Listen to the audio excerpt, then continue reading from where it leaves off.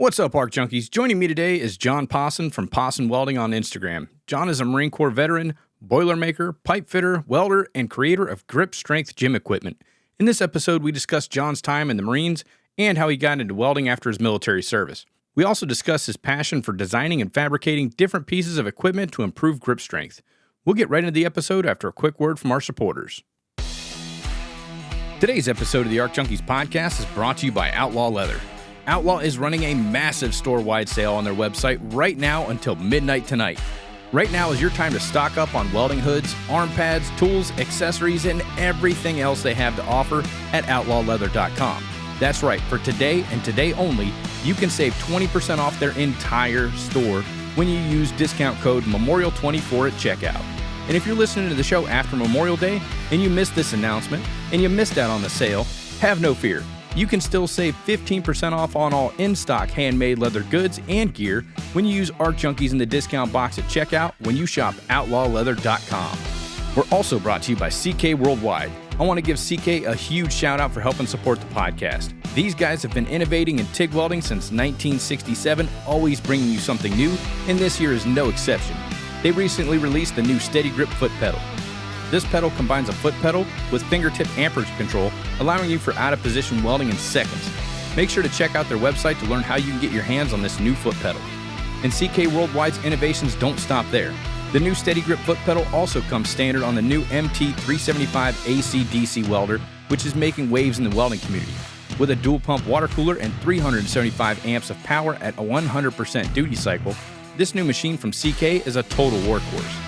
Also, if you haven't done so already, make sure to follow CK Worldwide on Instagram and join their new Facebook community designed specifically for TIG welders. When it comes to TIG welding equipment, CK does it right, and that's why they're the standard in TIG welding. All right, you know what time it is. Fire up your machine, drop your hood, and turn me up 5.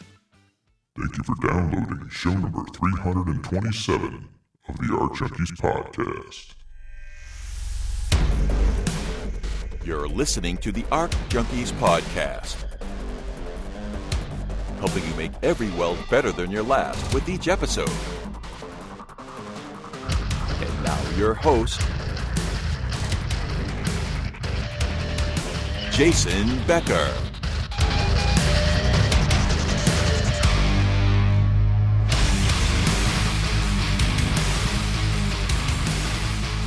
All right, John, what's up, man? Not much. Excited to be on your show. Yeah, man, I appreciate you you taking the time to come out on the show. I was scrolling through Instagram, and then I seen your page. It was like on the For You section or whatever. I was just scrolling through, and I was like, this dude's like crazy with freaking grip strength here. And then I seen that you're a Marine and a welder, so I was like, oh shit, all this stuff ties in together. So how'd you get into? Actually, first, I'm going to assume because you're based out of New York that you're an East Coast Marine, so you probably went through Parris Island, right? Yes, sir. Absolutely. The land that God forgot. Yeah. Oh my What was your experience like on the island? My older brother was a Marine. He went to Parris Island before me, and I called him up when I was thinking about joining. He's like, "You sure you want to do this, man?" And he kind of gave me the rundown of what to expect. And everybody gets destroyed at Parris Island. Like, I don't care who you are. But I feel like I handled it really well because I went in with the mindset of like, I don't care if I die. Like they say run, I'm running as fast as I can run. If they say to do something, I'm doing it as fast as I humanly possibly can, keep my mouth shut. And so I think I did. It wasn't too bad, I would say, in the grand scheme of it being terrible. Right. That's our company gun. He said there's 2 ways off the island, across the parade deck or in a body bag. You choose. So I was like, okay, yeah, just stay in line and just do what I'm told. Keep my head down, keep my mouth shut. Don't volunteer for anything. Yeah, absolutely. What was your MOS? I was 0811 Field Artillery. Towards the end of my time in, I was a section chief of M777 Alpha 2 towed howitzer. And I actually got the opportunity to chief the 120 mortars that they rolled out. And that was like the coolest experience, I think, in the military. Yeah. They had these like special Jeeps for them. I don't know if you've ever seen them. They have like rear steer. They're all on airbags. And when we were getting certified to be a chief on them and doing all this stuff, they actually let us like take a mud bogging. And I had an officer like in my little Jeep with me, and I'm like, you know, like Marine Corps, I'm like, don't get in trouble here. And he's like, what are you being a sissy for? He's like, are you gonna hit this or what? You know, I'm like, holy crap. And it was insane. I mean, we had to clean him with like a toothbrush afterwards, so that kind of sucked. But I mean, it's fun while you're doing it. yeah, absolutely. You were Paris Island. Yeah, and I went in 2001, got out 2005. I was 13, 16. So it's called a basic sheet metal worker, but we never messed around with sheet metal. It was like straight welding.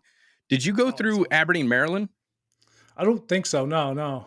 Because I went through Aberdeen, Maryland for welding school, but when I got there, they had asked me, they're like, which one of you are here for towed artillery? And I was like, really? Well, so when I went through Marine combat training, I think it was a master sergeant. He was he passed out all the jobs and stuff, so you go in, you get your orders and everything. And I was like, he handed it to me. He's like, towed artillery. And I was like, I don't even know what the hell that is. I was like, hey, excuse me, Master Sergeant. My recruiter promised me that I'd either be a welder or a combat engineer. And he stood up. He's like, get the fuck out of my office, screaming at me. I was like, oh shit. So I went outside and I called my recruiter and I was like, hey man, like you guaranteed me combat engineer or a welder. And I said, this dude in here, he's screaming at me. He stuck me with towed artillery. And he's like, give me 5 minutes to walk back in. So I said, okay. So I waited 5 minutes. I walked back in the building, go talk to the sergeant at the desk. I was like, yeah, I need to go see the master sergeant again. Open the door. And he's like, I said, Master Sergeant Gian told me to come back in here and talk with you. And he's like, oh shit, devil, Top G, come on in, man. What you need? And he's like, sat down and started typing up on his computer. Like everything else prior to that was just, he completely forgot about it. It's like, it's all in who you know. But when I got up to Aberdeen, they were like, which one of you are here for towed artillery? I know one of y'all are supposed to be here for towed artillery. I was like, I'm not going to raise my hand and be like, oh, sorry, there was a mix up over, MCT and they gave me the wrong orders. No. I wasn't saying shit. My order said welder or, 13, 16. So I wasn't I wasn't saying nothing. Yeah. How long of an MOS school was that? We were there for 6 months. So I was actually there for about 9 months because I had to wait for the next rotation.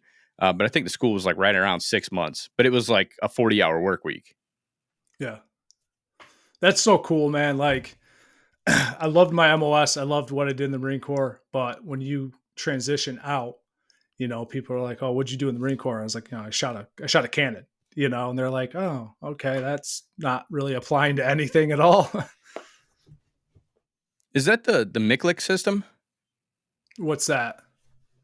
The system you were working with, the towed artillery, did they call that the MICLIC also, or did you have a MICLIC with you?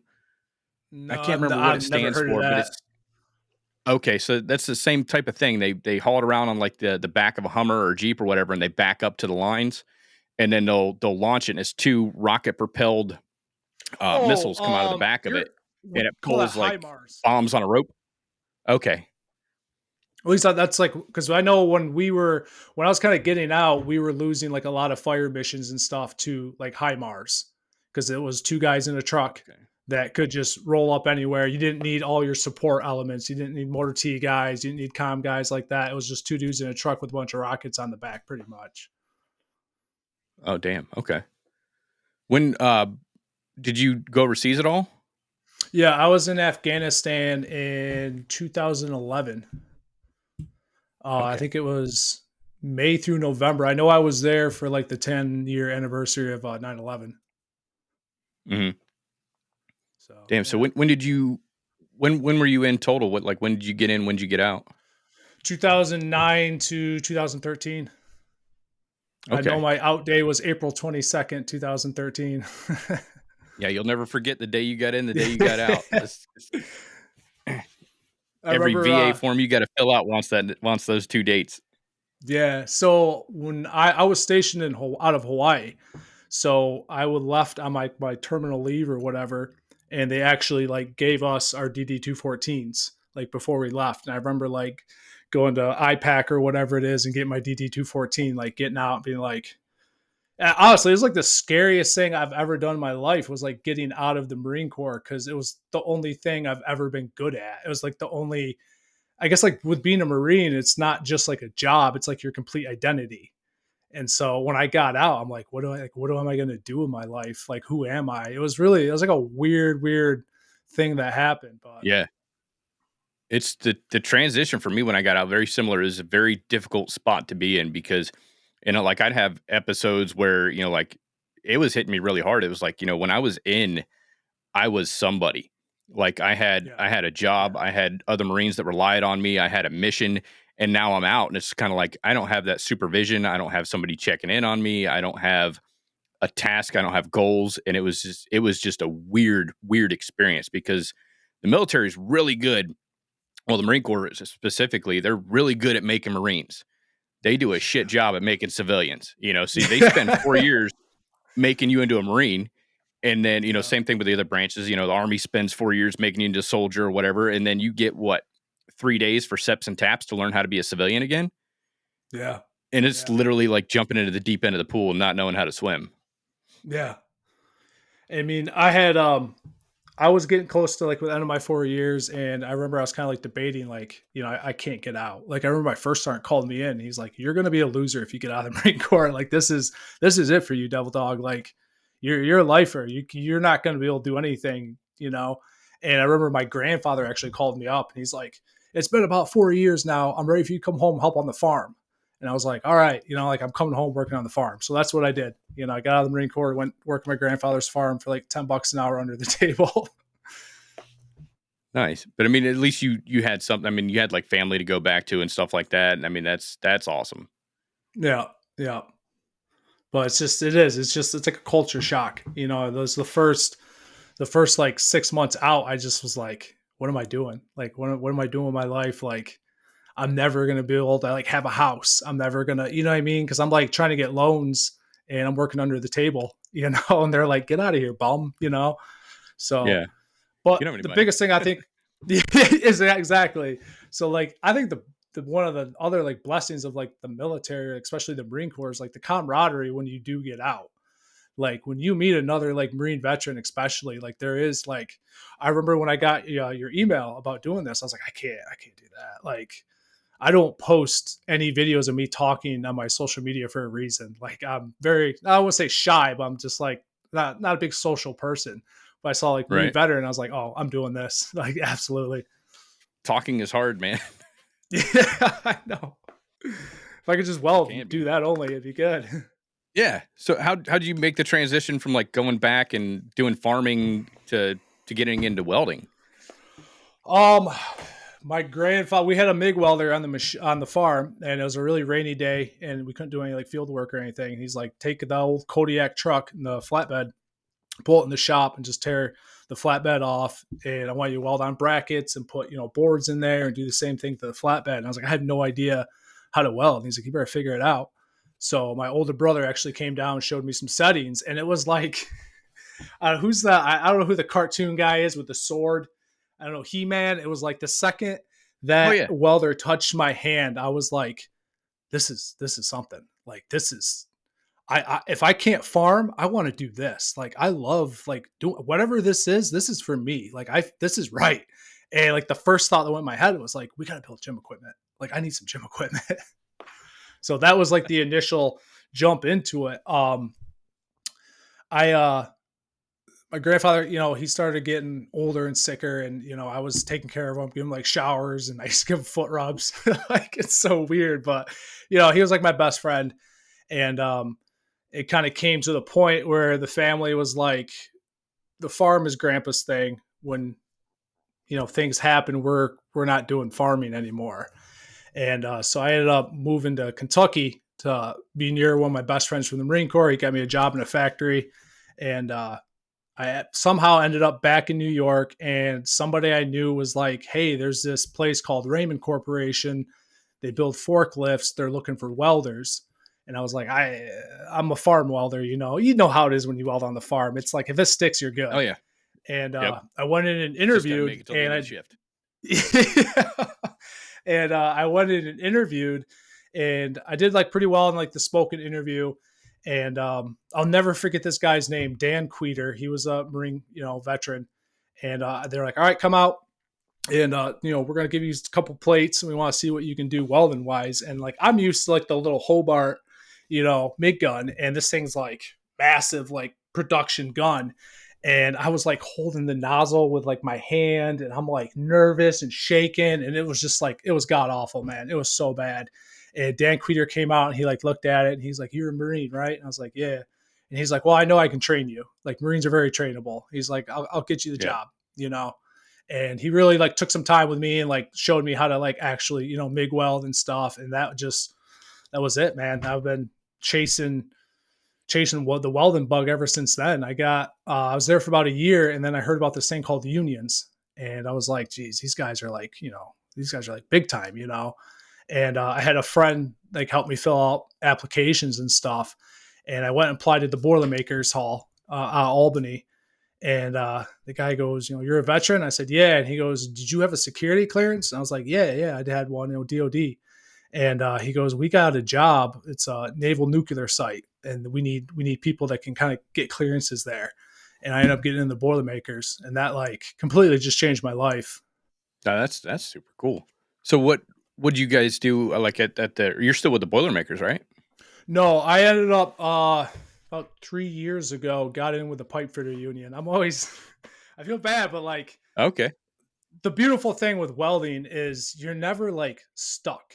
You know what I mean? Like I meet people and they're like, "I hate my job. I hate my boss. I hate this company, but I got time in. I can't." When you're a welder, man, you can do whatever you want. Nobody owns you. You're not under anybody's thumb. If you see an opportunity and you're willing to put the time in and, you know, learn, you can do a lot. So when I was with the Boilermakers there, they were doing, it's I don't want to get into it too much, but we call it the refuel. And so, you know, they're working on a submarine prototype, and we did a lot of welding for that. You know, I spent a lot of hours in like reactor compartments welding, and it was like probably the best for like a newer welder. I got really lucky because we had a job where this massive structure, I won't get into it too much, but like we had to cut everything apart, re-weld it, and there's like massive fillet welds. And I at one point sat on a bucket on 712s just pounding 7018, just 7 days a week, 12 hours a day. And that was like the best thing that ever happened to me, because you just, that repetition, you know what I mean? You got really good at it. Yeah. And that's like the thing with like welding is there's some people that are just like, they're just like naturals. Like they just like, "Here, try TIG." And they're like, "Oh, wow, this is awesome." Like, you know, I've never been a natural anything. Like I have to like pound my caveman head into it like over and over and over and over until like it starts to click. And so, you know, that's what I've always done. I had to do the same thing with welding. I sucked at welding. I think I took my D11 plate test. I mean, mind you, I was in high school at the time, but I think I was 15. I probably took that test like 10 times and failed it before I finally got it. And I just, same thing, man. I just had to keep beating my head against the wall. Like you're going to do it. Like nothing, same thing. Nothing's ever come natural to me. Except for archery. For some reason, like archery and a slingshot. Like I can pick up a bow, I can pick up a slingshot. I can't throw a rock and hit anything for shit. That's why I never got into baseball. Like, I mean, I tried, but I was never good at it, you know. But I would say archery and a slingshot. Like I'm lethal with both of those things. I'm pretty surgical with a bow and a slingshot. But aside from that, I've had to work on every single process. So when people come in, you know, to the school or something, and they put down like one or two welds and they're like, "Man, this looks like shit. You know, I'll never get this." Well, no, you'll never get it with that attitude. You've got to put in a lot of reps. You got to put in a lot of hood time. Growing up, I had a buddy that no matter what he picked up, he was just naturally good at it. Skateboarding, hacky sack, bicycles. We got into ROTC. We were part of we were on the drill team doing the rifles and all that, like spinning the rifles and everything like that. And he was just, he just picked up the rifle and he was like, "Oh yeah," you know, spinning. I'm like, "Holy shit, man!" He's over there doing the with the wood choppers or whatever, the meat grinders. I was like, "Damn, dude, he's pretty damn good with it." But I've never had that knack to just pick something up and be naturally good at it. Yeah. I mean, everybody used to make fun of me because I was working with the Boilermakers around like 712s like crazy. And I bought it was the Lincoln Square Wave 200. I think it was, yeah, that was my first like TIG stick box. And I would go home and I like asked my landlord at the time, like, can I hook up this welding machine? And I would just TIG weld everything I could. I would build gym equipment. I'd build my own stuff. And I would just like, everything had to be TIG. Cause I remember like, I always had my like nuclear, non-nuclear stick quals. I had my non-nuke pulsar qual. And I was like, TIG is like, I gotta have that. Like I gotta. And so I would, even every waking hour I had, I was like TIG welding something to like, I have to get good at this. Like I have to learn this. And it all pays off. It really does. Did you end up teaching yourself TIG, or did they teach you that at the Boilermakers or pipe fitters? The Boilermakers, so like the Common Arc test, and pretty much like you went there and every day you cut some coupons and you tried to do like a TIG route, and then you do your 70-18, fill out and cap. And it's like, I don't want to like sound like rude, but like the difference between being able to pass a test and like really TIG weld, like I saw, like there's a difference. You know what I mean? Like I can freehand a route in there, as an apprentice. I can get it in there. It'll pass. It'll look all right. And then there's like the difference for me is like really being able to TIG weld anything and really understanding TIG and being able to like watch that puddle and like let it tell you what it needs. And like, so yeah, we learned TIG at the Boilermakers, but I don't want to like, I don't mean to like sound arrogant or anything, but Not like, at a lot like of an it, in-depth level though. yeah, like I really like learned TIG by just like screwing around and in my garage. And then once I joined the pipe fitters, that was a whole new level. Like the pipe fitters, they can weld, man. They're good. And their instructors, you got guys they're just phenomenal. And they'll grab the torch from you and be like, put your hood down, watch this. They're walking the cup, they're doing all that, they're back feeding it. And it's just like, oh my God, man, like, how did you do that? And then, you pick their brains. And I like the biggest advice I could give to like a newer welder is like, be humble. And you got to be able, swallow your pride and be like, hey, I'm doing it. Like I'm doing it, but like, I want to be better. Like, how are you doing it so good? Like, what do you know? Like, can you show me what you're doing? Cause I know a lot of guys, it's like, I know what I'm doing. Don't tell me, you know what I mean? Like I put it in, look, it looks good. Don't be afraid to like learn. Yeah. I'm always like, even though I've been doing this for so long, I'm always trying to find new ways to get better. Like I'll watch somebody else's technique and ask them questions like, hey, how'd you do that? What are your settings? Not that settings are the end all be all to a good looking weld, but I mean, it's a great place to start, but just watching other folks, asking them questions, saying, hey, that weld looks a little bit different than mine. I think I like that technique a little bit better. Just picking people's brain and trying to figure out how to get better, because you're never going to have a perfect weld, but you can always improve. There's always room for improvement. I see people that lay super slick welds on Instagram and YouTube and like even out in the real world. And you could still get better. Even though that's a slick weld, it's better than anything I could do. There's always room for improvement with welding. And I think that's one thing that's kept me in this industry so long is it's never going to be perfect, but you can still get better every single day. Every weld that you put down, you've got room to get better. It's like a drug, man. Like I've been welding for 10 years. I'll say like, I think I'm a good welder, but there's exactly what you just said. Like there's always like, you can always be better. Like you can always be faster. You can always look better. You know what I mean? Like it's just like a bug you can't catch, and you want to. I think Dabs Wellington said it best. He's like, there's something primal about it because you're playing with fire, so like everybody's attracted to fire, like a moth to a flame. It just kind of pulls you in. Oh, absolutely. It's like, I saw this video and it's this guy and, it's just all this loud background noise and people are, yelling and laughing. And then he like walks in his shop and like walks up to his welder and just gets quiet. And like, it's just, he's at peace. And like, that's like, for me, like that's welding. Like, it doesn't matter what's going on in my life. Like when that hood flips down, I'm in a different world. Like nothing can bother me. And like, it's not just like a hippie, but it's like therapeutic, man. I love it. It is. It's very therapeutic. I mean, especially like doing, well, any process, but I think more especially steel and stainless TIG specifically.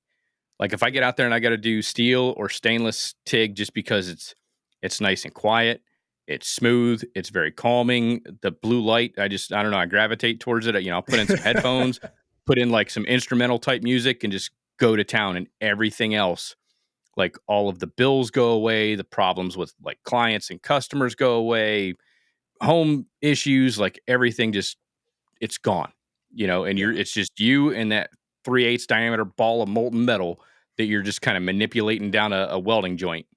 Everything else, you tune it out. Absolutely. Absolutely. No, it's got that effect. It's helped me out quite a bit. Like usually if I just get in a shitty mood or something like that, I'll go rip out some coupons. Yeah. And Yeah. it's definitely therapeutic. That like working out, like those are my two. Yeah, no, they're very, very similar. Like if I go to the gym or whatever and put in my headphones, everything else just tunes out. Now I'm just counting reps and sets. Yeah. Yeah. So how'd you get into building gym equipment? That's like, that is, it's, so I've always like had a side hustle. I started a mobile welding business, I think 3 years ago now. I was dating my wife at the time, and I always talked about how, like, guys from the site would be like, "Hey man, I got some work I need done. Can you come over and weld it?" And I was like, "I don't have a welder generator yet. And I always talk about I wanted to do it. And then our first Christmas together as a couple, she made my logo, she put it on shirts, she put it on hats, like she made me stickers. She's like, whatever you want to do with this, side business you've been talking about, like I'll help you out. And she's like a big wig, like she owns a marketing and branding agency, and she's worked for like huge companies. And so it kind of like really motivated me. So I went out and bought my welder generator, and I ran the business for a couple of years, and I loved the mobile welding. But there's days like I work outside. I'm doing an overhead piping job. I've been on for like 3-4 years now. It's like 90 degrees. You weld it all day. You get out and there's two voicemails being like, "Hey man, can you come work on my log skid?" Or, "Hey, my excavator, needs this and this and this." And there's just, after a while, I'm like, man, this is like, it's a little bit too much. And I wanted to kind of transition into something else. I always built all my own gym equipment because I worked so many hours. Like going to the gym was never like really feasible for me. It was like wake up, hit a workout, go. And so I kind of transitioned my business. I still do a little bit of mobile welding, but I've been doing mostly just focusing on the gym equipment side of things. And I got like, I would never speak ill of like another brand or anything like that, but like some of the gym equipment I see out there, like, where's it made? Who's making this? Why is it so much money? And I know a guy that'll sell me, my square tubing for a good price. Like I can make it myself. So that was like my big motivator. I was like, I'm going to build my dream gym. And I keep coming up with these weird little ideas that really work out well. And my wife's like, you should probably start like posting this stuff and, trying to make something out of this. Yeah, there's some of the things you got on there. You should patent that like pretty quick. I've been on the phone. I had like a 45-minute phone call yesterday with a patent lawyer, and he gave me some advice, and we kind of talked about some things. It's like the thing with like the patents, it's a rich man's game. You know what I mean? Like the average patent's like $20,000. And the way I've talked to a couple of people, and it's like, if a big company wants to come steal my stuff, they're going to steal it. You know what I mean? I'm not going to pay lawyers to like keep an eye out and, send letters of like cease and desist to other companies and stuff like that. Like the biggest thing I'm kind of learning is if I build it, I put it on my website, nobody can come patent my idea and then try to stop me from building it. I'm a one-man shop. It's just me. Like in all my videos, you can see my shop, it's a 40 by 40 shop, and it's just me out there. So it's like, mass producing things really isn't an option. It's not something I really want to do. Like my wife is pregnant, with our first child. And that was a big motivating factor because I'm like, thank you. Yeah. And I'm like, there's probably a chance that the kid's going to take after me and he's not going to be really into school and stuff. And I want to be able to build something now, build like an amazing brand name, build, equipment that people love, that's, time tested, to where when he gets older, I can say like, listen, I can teach you to weld, I can teach you to fit, I can teach you to run this business, and, you can have a great life with this. And I'm giving you the keys, do what you want with it. So that's kind of like my big motivating factor for all this. That's a good motivator. Yeah. Did you end up building any, because Marines get pretty creative, did you build any, anything in Afghanistan for like picking up heavy shit and putting it down? No, we we didn't have much of a gym over there. I was at Fire and Point Fiddler's Green, and we didn't have like electricity. We didn't have running water or anything like that. We had like one little tent. Obviously we had generators. Like we weren't like Mennonites out there. and we had like one little tiny tent with, a couple, like I think a squat rack, like a bench press, some odds and ends stuff. And I mean, we got after it still. Yeah, we got pretty creative when we were over there. We had what is it? The starters from Humvees, because we had like there was a motor T shop like kind of off to the side, where we were at. So we'd get scrap parts from them and just weld them to like 1-inch diameter solid stock or 2-inch diameter solid stock. So you never knew what you were really picking up. And then we had the guys. There was 3 guys that were attached to our platoon when we went to Kuwait, and I don't know if you've ever met anybody that sews in the Marine Corps. Like their MOS was sewing. We called them stitch bitches. And like but that was like their thing. Their MOS was to sew, and they had like these heavy duty industrial sewing machines. And so that's how we would build like all of our benches and stuff like that. We just get plywood and cut it out, and then grab padding and everything from old Humvees and shit. And then they would rewrap canvas around there and sew it all back in. And then we were just building all kinds of different gym equipment, just random heavy shit that you could just pick up. Because when we got to Iraq, they actually had like an established gym, with like dumbbells and all that good stuff and barbells and all the actual real weights and stuff. But yeah, in Kuwait, it was kind of like we were like cavemen. That's awesome. I wish I knew you guys, we could have been friends. Yeah, I'm surprised. Yeah, I'm surprised you guys didn't have something set up over there. Now, so I noticed that you kind of specialize in grip strength. Mm-hmm. Is that like how'd you get into that? Getting old, fat. I was always like a wannabe power lifter, you know what I mean? And I had a wrestling football coach when I was like 15, got me into powerlifting, and I was like, I want to be just like this guy. And so like my whole life was bench, squat, deadlift. Like that was it. And I was welding inside. We had a big tanking system, and we used to have to go inside the prototype and weld tanks, and you're crawling through like tiny, tiny little holes. Like I'm not like a huge guy, but like a lot of these holes, like I'd have to take off like my papper and shove it through the hole, like take all my tools through it there, squeeze through.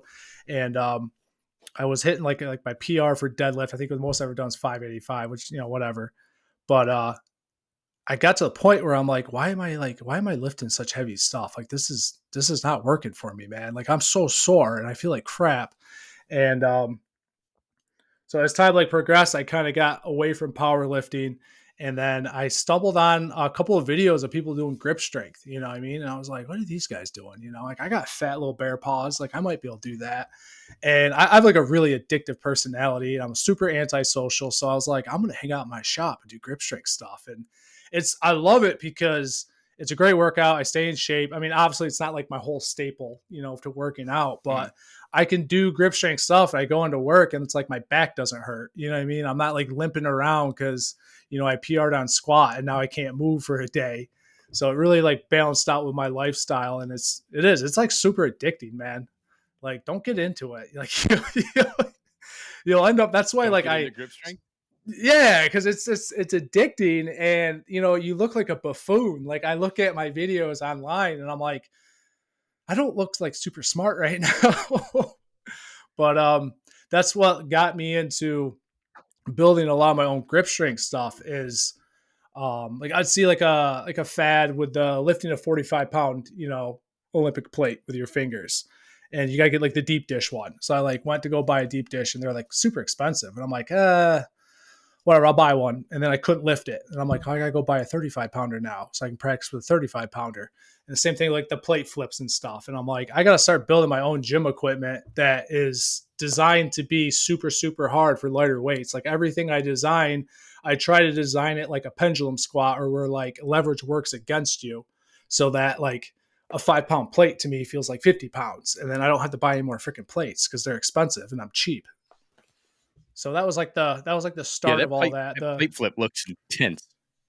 Yeah, I've like smashed my foot so many times, man. Like I flipped it one time, it like bashed off the side of my Duramax, and I'm like, oh god, baby, I'm sorry. Like, so my wife, like, she walks by the shop sometimes, and I have 10 acres, and she likes to like walk around with the dogs and stuff, and she'll like see me in there, and she's like, why did I marry you? Like, what's wrong with this guy? What are you doing? I married a caveman. Yeah.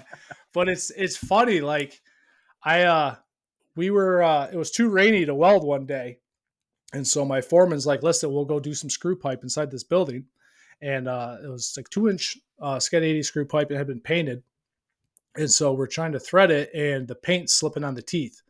And so I'm like, well, I'll help like assist it. So I was like grabbing the pipe and I'm like rolling the pipe, like help the threader out. And I'm like, this is a pump, man. Like I'm onto something here. So I told all my buddies, I'm like, I'm going to build a machine that replicates this. And they're like, dude, you got to start reading books and stop eating so many steaks, man. Like what are you doing? And so like I build it and I'm like sending it to all my buddies and they're like, yeah, that's cool, man. Like cool. And nobody really cared. Everybody told me I was stupid. And so I posted it to like Instagram and then I wake up in a couple of days and it's like over 1 million views. And I'm like, holy crap. Like it's just nuts, man. That's super cool. Like I've kind of been fascinated with grip strength a little bit. Have you ever seen, because when I was in middle school, we had weightlifting class and like everything was like curls, bench press, squats, deadlifts, all that good stuff. But my teacher made this one little apparatus. It was like a box and it had like a broomstick and a rope across the top of it. Yep. But on the inside, he had different like bungee cords. And so the rope was attached to the center of the bungee cord. So as you twist that rod, the rope starts layering around that broomstick and then it slowly pulls up on the bungee cords. So it's just like the more you go, the harder it gets. And then you let it back down and then you go the reverse way. So I always thought that was like super cool because you see a lot of guys, like big guys, they got small arms and small forearms and small wrists because the forearms and the calves are like the hardest thing to get to grow. Like they're the most stubborn. You could start doing, curls and you could start adding, size to your arms, within a month. But with forearms and calves, like you have to beat the ever loving shit out of them almost on a daily basis to get them to grow. They're very stubborn group of muscles. But yeah, I have you ever seen the Alpha grips? They're kind of like rubber bands with like they got like 5 holes on them. You go like this. Look up Alpha grip. Yeah, you kind of open. It's it's like a reverse squeeze. Those things are freaking intense, man. I bought those probably a year ago. And the first thing, it's like, take it easy, just start off with low sets, this, that, and everything. And like my dumbass, I was like, no, I'm going to set a PR right now. So I put them on there. And like the next day, that whole muscle on the inside of my forearm was just killing me because it's not used to being worked the opposite direction of a grip. But they're intense. And then I got the, you've probably seen, I think they're just called grips. They're the big blue rubber things that you put across the dumbbell or a barbell. So you squeeze those as you're curling it. Yeah. It's like I was going to bring those to the gym and I was like, I don't want to look like a douchebag. So dude, I bought them and never really used them. They are phenomenal. I put them on an easy curl bar at the house. Mm-hmm. I do dead hangs with them. I watched that Odd Haugen. He's like the world record grip strength guy. He's like in his 70s. And I watched all his videos because I'm like, what is this guy doing? Like, I got to learn his secrets. And he was a huge believer in the fat grips. He's like, I do everything with fat grips. He's like, your grip strength will blow up. Because it is. It's like such a frustrating muscle because it really is. It's like, from what I've researched, my research is watching YouTube videos. So like, don't take anything I say as the gospel. Like the calves and the forearms are like a slow twitch muscle. Like they're used to being like abused. Like you're a welder, like how many times have you been like stick welding and you're grabbing your 4-inch grinder with the wire wheel on it and you're just one-handing, cleaning every pass. Yep. You know what I mean? So like my right hand's like so much stronger than my left hand. And it's just, it's a muscle that's like likes to be abused. And that's why I was like, I gotta come up with like new and interesting ways to destroy myself so I can actually see some progress. No, it looks like you've done it. Like I said, that's what caught my attention on scrolling through your Instagram feed or scrolling through the For You page or whatever. It popped up as like a recommended video. And I sat there and watched it and I was like, holy shit. I clicked on your page and I think I watched every one of your videos. And like I noticed the Marine Corps flag in the background and I was like, oh shit. Oh, and he's building this stuff. So I was like, I definitely got to get him on the show. But yeah, it was pretty slick. I mean, some of the contraptions you've come up with to work on grip strength, because I think that's an area that, the fitness area, like if you go to the gym, you're not going to see anything there for like forearm or grip strength or anything like that. I mean, most of the time I'll just take like just a regular dumbbell and just kind of put my forearm against like my thigh and just kind of roll that off the end and kind of curl up that way and then flip it over and, go reverse or, set it on the side of a bench. But because there's no equipment for that. Yeah. And like, my thing is, I firmly believe as like a welder and a guy in heavy construction that like we make our living working with our hands. We make our living like with our backs. Like even you might not be a laborer like humping cinder blocks or anything, but we're still out there like we're busting our asses. And I try to like promote everybody I know to like somewhat work out. Like you don't have to be like Ronnie Coleman or Jay Cutler or anything crazy like that. But like for people that work for a living, like people always say like we're demoing pipe the other day and we're hauling old demoed pipe out to the dumpsters, and they're like, you don't gotta work out today, do you? And I'm like, no, I still gotta work out. Like I want to do this trade for as long as I humanly possibly can. Like I need to try to like take care of myself like the best way I can. And like that's I always tell like the younger guys, like I'm sure people that it's like their whole lunch every day is from the gas station. You know what I mean? Every night they're going out to the bar. And I'm not hating on anybody. Like I get it. I was that guy a lot too. But if you can do anything. Like I said earlier, you can do anything you want with welding. Like nobody owns you. You're not under anybody's thumb. Like you can set your own destiny, do whatever you want, as long as you put in the time, put in the effort. And if you figure out like, this is what I want for my life, like this is what I love to do. Like, I think the best next step you can do besides trying to better yourself in the trade is like taking care of yourself somewhat, Yeah. I did I think it was year before last, I did like a whole series called Just the Tip Tuesdays. And it was like just smaller segment solo episodes, but one of them was on like taking care of yourself instead of, eating the roller dog food and, pounding energy drinks all day. Like switch out to water. Your mind and your body is probably the most valuable tool that you have at your disposal. I mean, you think about it, you're a welder, you've got to be able to use your hands. You've got to be able to, climb towers, climb ladders, pull yourself up. I mean, it's a physically demanding occupation. Even if you're working in a shop, you're picking heavy shit up, especially if you're working for a shop that can't afford a forklift, like I was always the guy out there, grabbing 20-foot sections of, square tube and angle iron and all that. And like, just picking it up because I've got work to do. I got to get shit done. And if you're eating, the gas station food every day and slamming Red Bulls and Mountain Dew all day. And, even Gatorade's not really freaking good for you. I mean, unless you're putting in, burning off the calories. But I did a whole episode on keeping yourself physically and mentally fit because your body, your mind is your most important tools that you have at your disposal. And if you don't take care of them, if you want to be in this trade for a long time, it's not going to end well. I see guys that are, mid 40s that they look like they've been ridden pretty hard and put away sopping wet several freaking times. Right? They look like dried up leather just because, they're out there drinking all the time. They're eating shit food. They're not taking care of themselves. They're not going to the gym. I used to do the same stuff, man. I'd go do iron work all day and then clock out and go to the freaking gym. And people are like, well, same thing. You don't need to go to the gym. You've been climbing freaking columns all day and this. No, I still need to go to the gym because I want to be able to continuously do this stuff. I see guys that, again, late 30s, early 40s, and they get out of the truck first thing in the morning and they're like locked up. Their body's just stiff as a board. Well, you're not doing any strength training. You're busting your ass all day and then you're not taking care of yourself. You're not treating yourself right. Your body is going to start rebelling against you.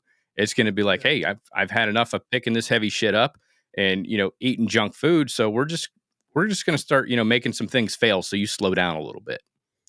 Yeah, exactly. And that's the thing, like guys like me, like I've jumped around a lot, I'm in a phenomenal union. Like I highly recommend, unions to anybody, but, I got in late, I think I got in when I was like 31. And so I got to work until I'm like 65 to get that good pension. You know what I mean? And it's like, if I want to do this the rest of my life, I want to be able to retire and actually move around still. Like I always joke around with my wife. I'm like, I'm going to die on the job site. I'm going to be like 70 years old trying to weld pipe, but it's important to like really take care of yourself. And I don't know, man, it's crazy. Yeah, it's freaking nuts. I mean, like I always try, like lately I've not been able to make it to the gym. I haven't made it to the gym in a while, but I'm still like eating healthy. I drink probably over a gallon of water a day, take vitamins and shit. Like I do all the things that I know I'm supposed to do. I just got to start making fitness and getting back to the gym a priority. I've got a kettlebell that I toss around all the time. I'll do cold plunges. I'll go for walks and stuff like that. But everybody's like, oh yeah, it only takes an hour to go to the gym. Yeah, it takes an hour to go to the gym, but like you've got travel time to get there. You got to change over. You got to take a shower when you get done. It's like a 2-hour ordeal, which it's not a whole lot of a commitment, but trying to work that into my schedule right now after opening the school, setting up a testing facility and running the podcast and all that, there's just not enough time in the day, I just got to tell me more about make it this, more of a priority, but tell me more about this cold plunge. You drank that Joe Rogan Kool-Aid, didn't you? Oh, I wanted to try it. I drank the shit out of that. Scared. Actually, not the Joe Rogan, the Andrew Huberman. I listened to his episode on like all the different benefits, and that dude, like you can't listen to a Huberman podcast while you're driving down the road. You can, but you're better off sitting down with a notepad and a pen when you listen to a Huberman podcast. But yeah, so like I heard his episode. I started doing a bunch of research on it, like Googling everything I could. I was planning on building one, and then I was like, no, I don't have the freaking time. And then I was like, I was going to start doing ice, just going to the store and buying ice. And then I was like, well, yeah, you add it up, you need roughly 1 pound of ice per gallon of water. And you're talking about 250 gallons of water. So I need 250 pounds of ice, and ice is like $3 for a 10-pound bag. And by the time I get home, I live in Florida, I'm probably going to have 6 out of the 10 pounds left. So that's not going to work. So I considered buying I was going to buy an ice machine and, just have a bathtub outside or whatever, or a 55-gallon drum and do it that way. And I was like, no, that's not going to freaking work. And so I was like, fuck it. I said, I'm going to make a commitment to myself. I'm going to go and I'm going to get one. I'm going to buy like a nice one, not anything super duper expensive, but I'm going to buy a nice cold plunge. But here's the thing. Like I've got a bad habit of collecting hobbies and not following through with shit. Like I'll see it through for a while and then I'll kind of dial it back.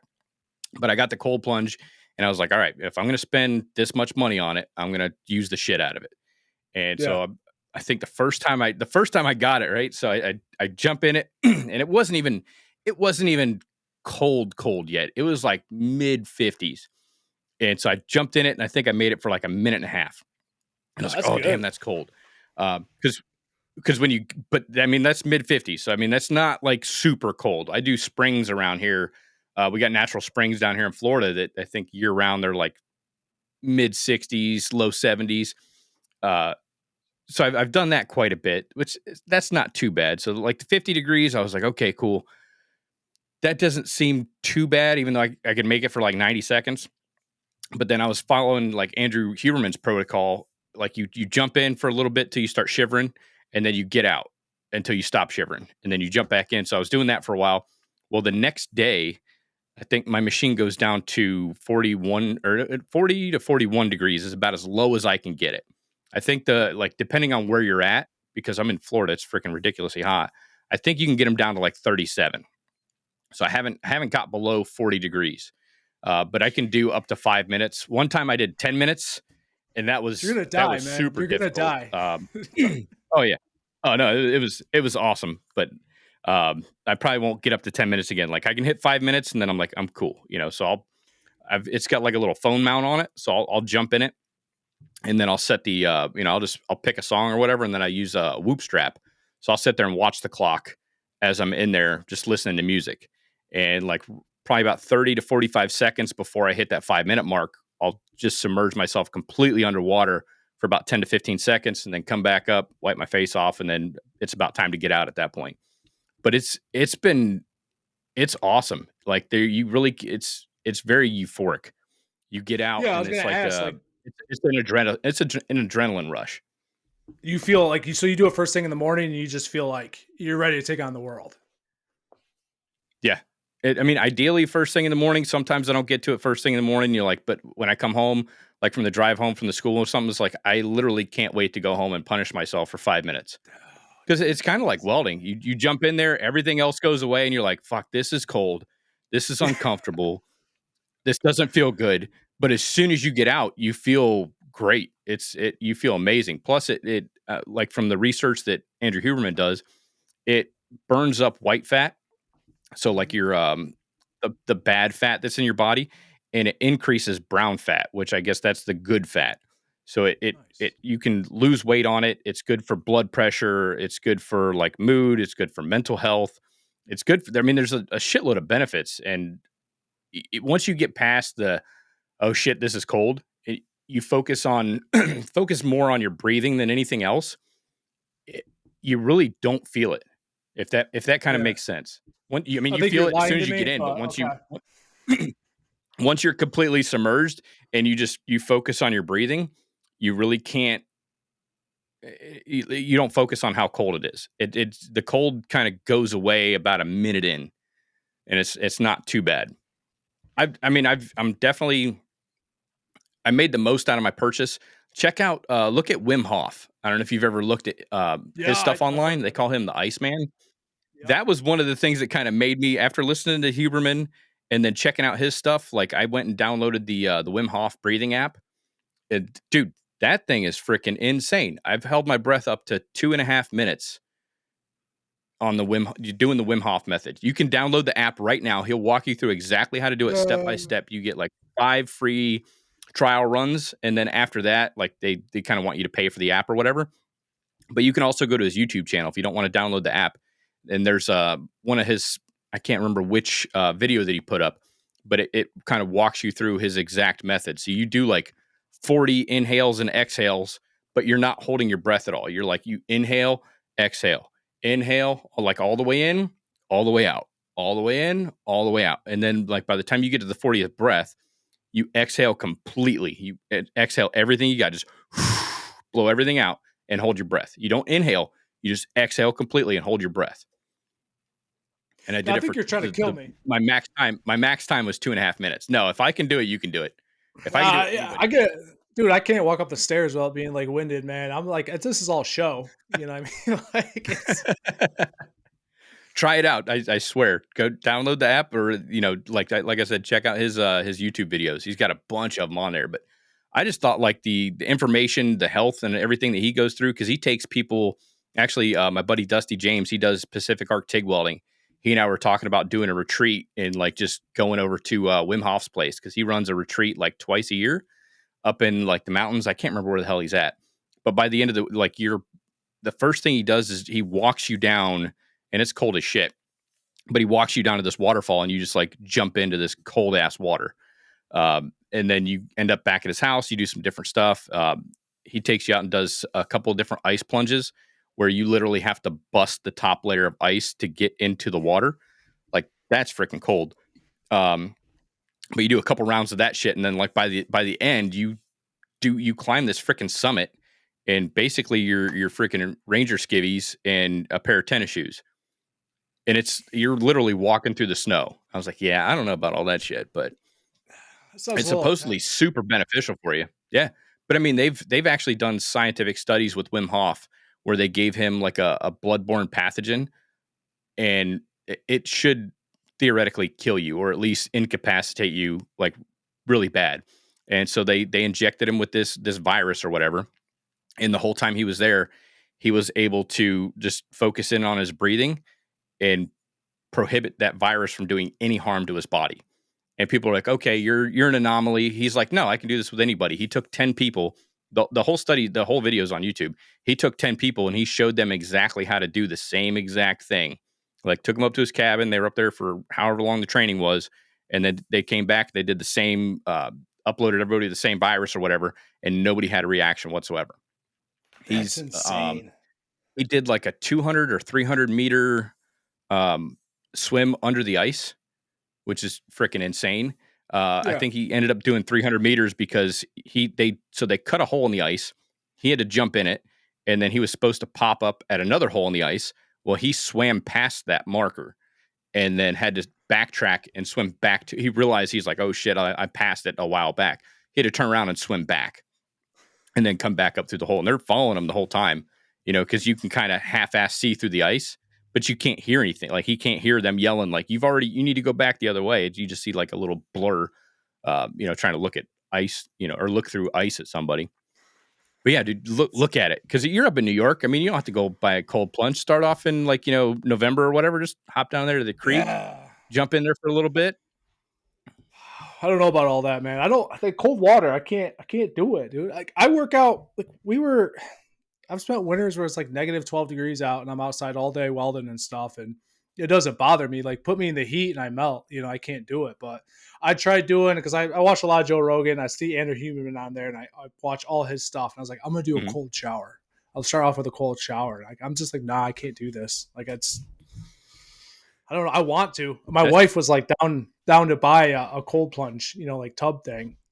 And I was like, man, but if I buy it and then she can do it and I can't, you know what I mean? Like I got to go pack my shit up and live in the shop for the next 10 years because I can't. I won't be able to face her. All right, we're going to go ahead and take a quick commercial break. This segment of the Arc Junkies podcast is brought to you by Everlast Welders. Are you looking to pick up your first machine? Maybe you're ready to upgrade from your machine you bought at the local big box store, or maybe you need a machine or a few machines for your small business. Well, check out Everlast Welders. They have a machine for every skill level, budget, and process you need to handle. Even true multi-process machines like the Lightning MTS series. Check out the full list of power sources at everlastwelders.com and see which machine is right for you. And as always, if you buy any machine that comes with a stock foot pedal, get that free Nova foot pedal and TIG Torch upgrade when you type in Arc Junkies in the comments section at checkout. Everlast Welders. Weld mean, weld green. Now let's get back to the show. You'll be able to do it. I can't get my wife in it, and I can't get my kids in it. My kids, like I told my kids, I was like, hey, come here, try, because I really want to get my son to do it. And he's like, yeah, no, that's too cold, Dad. Like, I'll tell him this, like, don't even put your hand in it. Just go get your swim trunks on, and just all you have to do is you got to block it out of your mind. You can't, like, when you first get in, I don't care how many times you do it, your natural reaction is to say nope and get the hell right back out. But it's got to be like one fluid movement, so I'll sit there with like both arms on the side of the tub every single time that I do it, and I'll hit the start button. And as soon as that clock starts ticking, it's like 1 foot, 2 foot, sit. And it's got to be fluid. Otherwise, as soon as you hesitate, you're going to want to get back out. Yeah. But you just kind of embrace the suck. You embrace the suck and just jump in and sit down and exhale, and then just start focusing on your breathing, and it works. I freaking love it. That's cool. So when are you teaching your son to weld, or is he already welding? He probably came out with a welding cap on. Yeah, I taught him. No, yeah, pretty much. No, I taught him probably, he's 13 now. So I think when he was like 10, I took him out to the shop, kind of went over all the safety stuff. We did a little bit of welding, but he's not into it. But I mean, then again, it's Florida, and I think I try to show him in like June, July. So it's like 100 degrees outside. And I get all the safety gear on him. There's no air conditioning in my shop. We got, you got to turn the fan off so you're not blowing the shielding gas away. But I had him out there welding a little bit. And now that I got the school and everything, I got the AC. I take both my kids out there because they help me clean up the shop. Like, in between classes or where we finish one class up, get ready for the next one, they'll come out there. But usually by the time we get done cleaning the shop, everybody's ready to go home because it's on a Saturday. But I do want to bring them in there on a day that we don't have anything going on and let both of them weld. That's awesome. I think my daughter would probably be more into it. My son's big into gaming. My daughter, I think she picked up that kinesthetic learning. She likes to, hands-on arts and crafts, all that good stuff. Absolutely. Just building stuff. Anytime I'm in there doing woodwork, she wants to like build something. Yeah, that's so cool. So how many students did you say you're going to have? I only take 5 at a time. School? 5 at a time. See, yeah, that's I only take they get that hand on hand. Yeah, they get that like true like educational experience. It's not like 1 of 50 and I had before instructor pops his head in and he's like, yeah, turn your amps up 10, walks out. You know what I mean? Yep. It's gotta be awesome to get like that kind of hands-on experience. I mean, you're doing God's work, man, with having a weld school. The way that we got set up, it's more like short-term training. So we only like the longest class we offer is 1 week. But people are getting exactly what they're coming for because some people just want to skill up, in a specific process. Like I got one guy coming in from a next class late June. All he wants to focus in on is stick, whereas the rest of the class they're going to do stick, MIG, flux core, a little bit of TIG, steel, stainless, and aluminum. So you kind of introduce them all to the fundamentals. They get some hood time with every single process. The last day or so, they get to kind of focus in on what they really want to focus in on. And then they can always come back, take another class, or most of them, they've bought a machine or they're getting ready to buy a machine and they're going to just continue on at the house. And it's mostly for home hobbyists, DIYers, makers. I have referred some people they come in and they like it and they're like, okay, what can I do now? Like I actually really enjoy this. I want to make it into a career. I'll refer them to, some of the other schools that are in the area that are really good at, they have long-term programs and stuff like that. Yeah. That's amazing. I wish we had more stuff like that around here. I mean, I remember graduating high school and like I don't think anybody ever told me like, hey, you should look into the trades. You know what I mean? Like you should, try welding, try this, try that. It was like, go to college or your life is over. And Yep. I think I'm seeing more like we have a school called, I think it's like Modern Welding near Albany. And I know a lot of guys that go there and it's like, it changes people's lives. Like not to sound dramatic, but like there's, my old foreman, my best friend, Devin Plusser, he went to Modern Welding. Like that's how he got into welding. And, he's with the pipe fitters now. And I always like wish that when I was getting out of the Marine Corps, I knew about like, hey, I can go get an education somewhere about welding and actually learn how to do this. It's a great thing.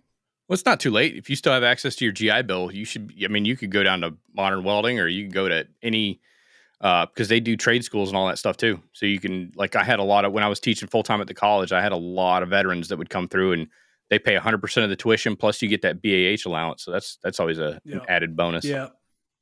I used my GI Bill during my apprenticeship with the Boilermakers, which is like a nice thing for veterans too. Oh, that's like right. If you want to get in with a union, you can go and they have, their whole program and you can use your GI Bill. It works out really good. Like there's a lot of stuff out there I think a lot of veterans don't hear about until, down the road. Yeah, because I didn't know about that because I went through the Ironworkers Apprenticeship Program, but I was going to college at the same time. I was working on, I think when I was going through my apprenticeship program, I was working on my AA degree. But yeah, I had one of my buddies, one of my former students, when he graduated, he joined the Ironworkers Union. And he said, hey, did you know that you could use your GI Bill while you're going through the apprenticeship? And I was like, your apprenticeship's free, bud. He's like, no.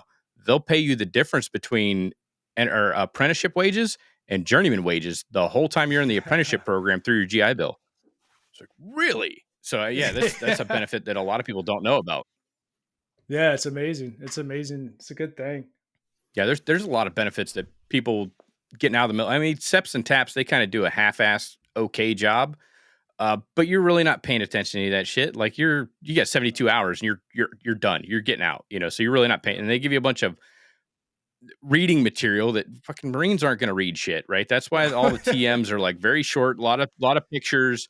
That's why they break things down Barney style. We're not going to open those books when we leave. Like I left, I had all those books in a bag. And I don't think I've ever opened any of them up. I'm virtually certain they got thrown away. Yeah. But now even trying to like navigate the VA website's a pain in the ass. But they've fixed a lot of stuff, and it's easier. There's actually a YouTube channel. I think it's called the Sit Rep. Have you seen that? No. It's like it's kind of like a short podcast. Like usually the episodes are anywhere from 5 to 15 minutes, but they kind of break down all your different VA benefits, how to apply for specific benefits, some of the things that are out there. Anytime new benefits roll around, like with the PACT Act and all that stuff, they kind of broke all that stuff down like line by line in short videos. But check that out. It's called the Sit Rep, and it's through the VA. Yeah, that's awesome. And it's a Marine that does the podcast. It's pretty good. Yeah. So how long were you with the Ironworkers for? I did 5 years with 808, or no, 4 years with 808. It was like right about the time I finished up my apprenticeship. I did my apprenticeship in a year and a half. So because I was able to go in and test out of a lot of things because I had an ironworker background before I joined the Ironworkers Union. So I got to test out on some of the classes that I was doing. Plus I got certified, I think the first year of my apprenticeship, because I got laid off and went in and I was like, well, I'll take the shop safety class and just hang out at the hall and practice welding and see if I can get certified, while I'm not working. And so I ended up and got my 3G and 4G unlimited certs. So I really didn't have to take the welding class. I mean, I had to go and put in some time and hours and stuff like that. But I did, overall, it was like 4 years. And I probably would have stayed. But one of my professors, I think I just started working on my bachelor's degree. He's like, hey, man, you should come down here and, try teaching welding and shit. We're just opening up a new program. And I fell for that and got into education back in 2014. And this kind of led me on a completely different path. But I still I've got good connections with Ironworkers Union, plumbers, pipe fitters, millwrights. Like I got a lot of buddies that are in all those different halls. And, if I have students or anything that are interested into, not working in a shop, I'm like, hey, go check out the unions because there's a lot of benefits to them. And, they're usually hiring all the time. Mm-hmm. Them iron workers, man, they're tough bastards. I'll admit it. They're tough different breed, man. I was when I first got into the pipe fitters, we were working on it was a place called Regeneron, and I remember seeing the iron workers like running rebar, and these guys are just humping rebar like all freaking day. And I'm like, these dudes are hard, man. Like they're freaking on it. They do a lot of cool stuff too. Like I love seeing, what is it? Where is it? What are they called where they ride the I-beam up? The connector? Is that what they're called? Dude, that looks sick, they don't ride the I-beams anymore though. They might in New York. Oh, really? I don't know. Well, because you can't tie off to the ball. Yeah. Yeah, that's kind of like OSHA highly frowns upon that. Most of the stuff nowadays, like when I went through, especially when I was working at the theme parks, we were not allowed to walk the iron. It was like a safety thing. You had to work out of a platform, or you had to do what they called cooning the iron, like a raccoon. You kind of basically sit on it and you scoot across it, which you kind of feel like a douchebag doing that. Like, man, why can't I just stand up? I can get where I'm going so much faster if you just let me stand up and walk. Yeah. And they're like, nope, you get. And I was like, man, this freaking I-beam's like 150 degrees. My ass is scorched. Like, let me just walk. No, you gotta sit there and kind of, especially if it's a beam where you can't, like the bottom web, if you can't kind of stand up with that, if the web's longer than your inseam, you literally have to scoot across the whole thing. It's a pain in the ass. Yeah. And then you just kind of wear holes right in the thighs of your blue jeans. Yeah. So you've been around. You've done a lot of cool stuff. What do you think? Like your worst? Like what's like the situation you were in where like I'm dragging up? Like I don't want to do this anymore. You ever had a job that you just like hated or? I never drug up on anything. I had the first company that I worked for when I got out of the military. Like that was the easiest one to quit, just because the working conditions, and not so much the work, the people that I was working with. A lot of drugs, a lot of alcohol, like on site. I was like, yeah, I can't. Once I started noticing all that, I was like, I can't be a part of this. There's a lot of safety shit going on. And I only had to work with that crew, like, I don't know, probably 20 to 30% of the time that I was there. Cause me and my helper, we had like our own thing going on, putting in stairs and handrails. But when I'd have to go work with that crew, I just started noticing, I was like, yeah, I need to get out of this situation. And so I went to go work for a company that did pre-manufactured metal buildings, and they needed a welder. So I started working with them. And I mean, I've never really had a shit job. I mean, I've had shit work, but it's always the people that I've worked with have always kind of made it better. It very similar to like being in the military. Like, this sucks, but at least I got my buddies here with me, and we're going to make jokes. Together. We're going to laugh the whole time. Yeah. We're suffering together. We're going to all take a big old bite out of this shit sandwich together. That's what I learned. When I was in the Marine Corps, I ended up getting to do a corporal's course, and it was just a complete slay fest. Like they just PT'd us into the ground, did some PowerPoints. And I remember there was an instructor there. Like when I was in the Marine Corps, I like kind of had like, I want to be a tough guy mentality. Like I'm a big bad Marine. And I met this instructor, and he was just like kind of a goofy, like funny dude. And I was like, that's not how a Marine should be, And he really like instilled in us like the importance of morale, like in the Marine Corps. And I think it applies to every job site. Like if you're in a terrible situation and everybody's suffering, everybody hates their life, the best thing you can do is laugh and make jokes and have fun and try to make the best of the situation, because morale like makes or breaks everything. And I went on, like we got done with the corporal's course, and was it Service Charlie's? He had a stack, like it was like from his belt to like his collarbone. Like this dude was like the baddest Marine I had ever met, I think. And I've always tried to apply that to, he's like Jesse Puller's like grandson. And I've always tried to apply that to all of my, work that I do. Like we will be demoing pipe, man. And like, that's just like, it's like the worst job ever. You're covered in insulation. You're like cutting pipe down with a freaking saws all out of the lift, and everybody's miserable. And I always try to like get the guys laughing. Everybody's joking around, because you have to control the morale of every situation. And like, that's what I try to instill on like younger welders is we're welders, but like, you got to do more than just weld. And in situations, if you can't weld, like the worst thing I think you can do is be the guy that's like, listen, I'm a welder. Like I'm not helping. I don't want to do this. This isn't for me. Like you gotta suck up and, embrace the suck with everybody and try to make some morale out of it. Yeah, don't be that guy. It spreads like a cancer on the job site. As soon as you get one person that's, just has a shit attitude, it just spreads around. You got to keep morale up, because a lot of times the work does suck. But again, it's the people that, you're making the best out of a bad situation. And I mean, there's some awesome jobs. I mean, you'll get on some awesome jobs that like everything fits and you got all the tools and consumables you need. Those are very few and far between. Like most of the time you're going to fight your work all day, and that's part of the job. I mean, you just got to make the best out of it. And that's what like I love about, I would try to encourage, younger people. I would never give any advice to a senior welder, because like, what do I know, dude? I do grip strength in my shop most days.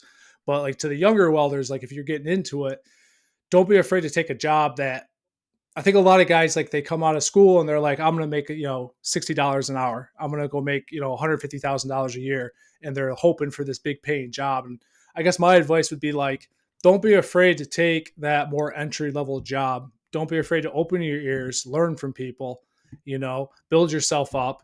If you get the opportunity to, start a side business, like that's a great thing to do. You can start a little side business. Like I have a Hobart welder generator. It's the Hobart Champion Elite 225. I bought from freaking Tractor Supply. You know what I mean? Because I just needed something that could run. I could put a bead down. I didn't want to have a huge investment in it. And I would, try to encourage people, like, don't be afraid to step out of your comfort zone and try new things. Try, a little side hustle, because it's only going to make you better overall. No, for sure. I just went on a tangent there. I'm sorry. No. I mean, that's good advice for anybody that's listening. I mean, there's so much you can do with welding. It's like start off with what you can afford, and then you start accumulating stuff. Like, I mean, you probably didn't start off with a 40 by 40 shop. You started off with like a little mobile setup and stuff like that. You got to work yourself up to it. And I think that's what a lot of people miss out on, is they see where somebody is right now and they compare themselves to where that person is without having seen the 10, 15, 20 years of, working a full-time job and then picking up side work after, you get off the clock, and then weekends and, holidays and all that. They don't see that part of it. They just are like, oh man, he's got a lot of nice shit and he's a welder. I should have the same thing. The first week I get employed out of welding school.